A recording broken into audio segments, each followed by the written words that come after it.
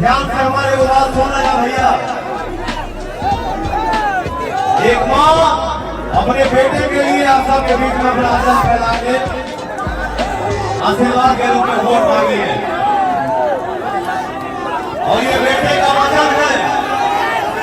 ये बेटा आप सबके बीच में एक भाई और एक बेटे का वादा है। मैं कभी अपने जीवन में यहाँ तक नहीं चला हूँ, जो भी काम किया हूँ यहाँ तक किया हूँ।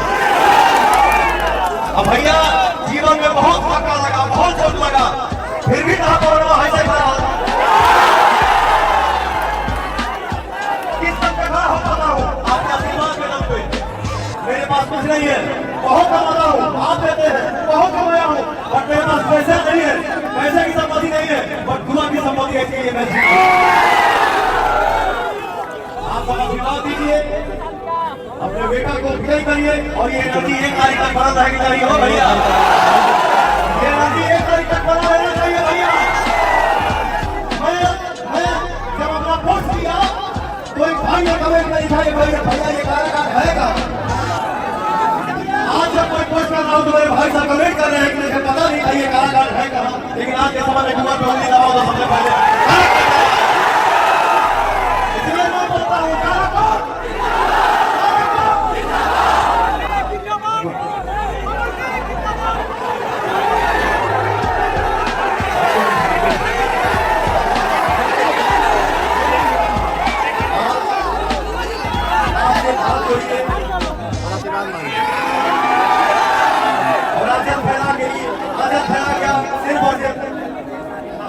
अपने परिवार का विकास करिए।